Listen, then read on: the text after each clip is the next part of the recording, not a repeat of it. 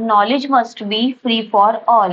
Hello everyone, myself Mansi Tyagi, and today we are going to start a new lecture series on Laplace transform, inverse Laplace transform, and its application. So, Laplace transform, we know that time is inversely proportional to frequency. Time increase होगा, frequency decrease होगी, time decrease होगा, frequency increase होगी। अगर यहाँ पर हम time domain का एक function f of t let करें और फ्रीक्वेंसी डोमेन का एक function capital F of s let करें, तो टाइम डोमेन के फंक्शन को फ्रीक्वेंसी डोमेन के फंक्शन में कन्वर्ट करने के लिए हम लाप्लास ट्रांसफॉर्म यूज करते हैं और इसको हम रिप्रेजेंट कैसे करेंगे? Laplace of f of t is equal to capital F of s. Now, basic equation of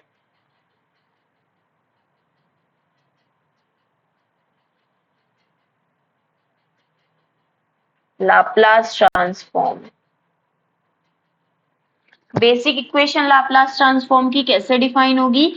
Laplace of f of t is equal to capital F of s is equal to integration 0 to infinity e to the power minus s t f of t d t.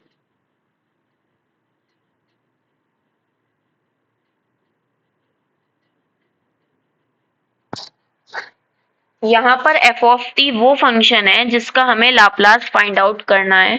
तो जिस function का Laplace find out करना होगा उसकी multiplication e to the power minus s t से करके integrate कर देंगे लिमिट 0 टू इंफिनिटी तक। और ये जो इंटीग्रल बना है यहाँ पर, ये एक इम्प्रॉपर इंटीग्रल है। इम्प्रॉपर इंटीग्रल क्यों है?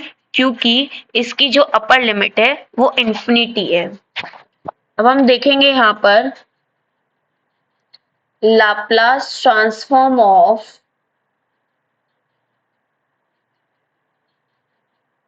some standard function। कुछ स्टैंडर्ड फंक्शन का लाप्लास ट्रांसफॉर्म फाइंड आउट करना यहाँ पर हम सीखेंगे।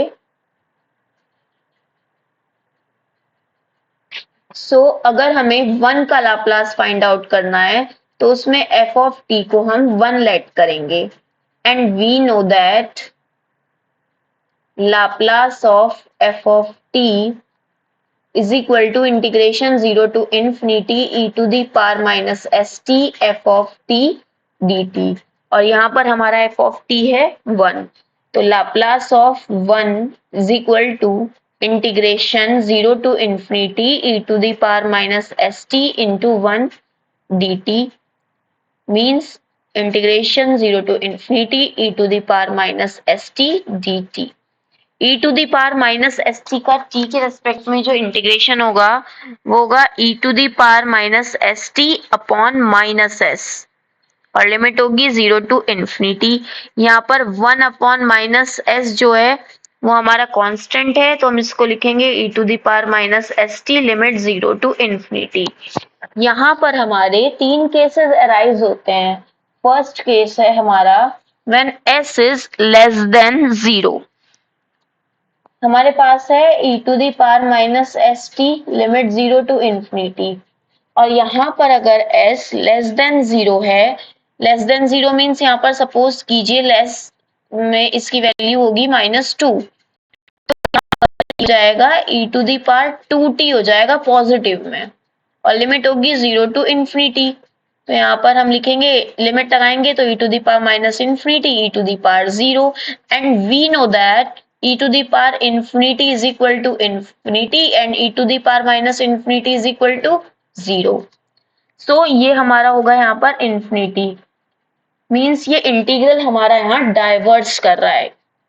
सेकेंड केस है when s is equal to 0।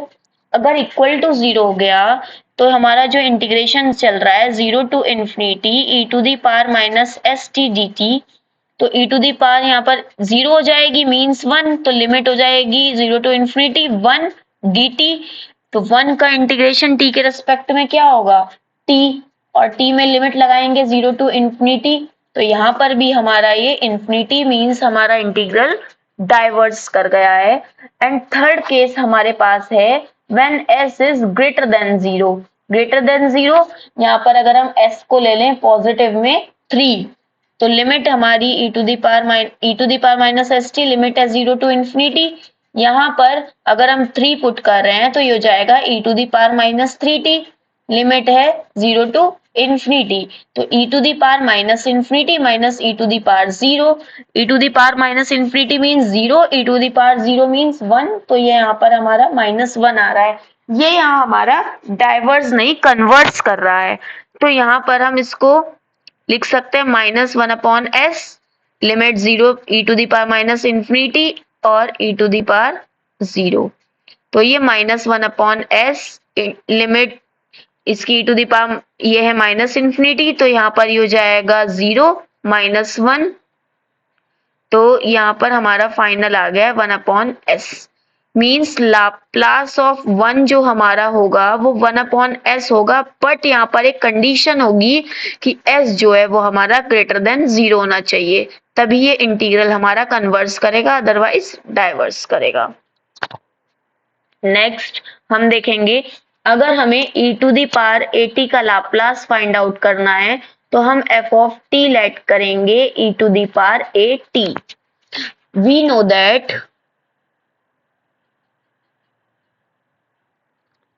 Laplace of f of t हमारे पास होता है integration 0 to infinity e to the power minus s t e to the power, यहाँ पर होगा f ऑफ t dt।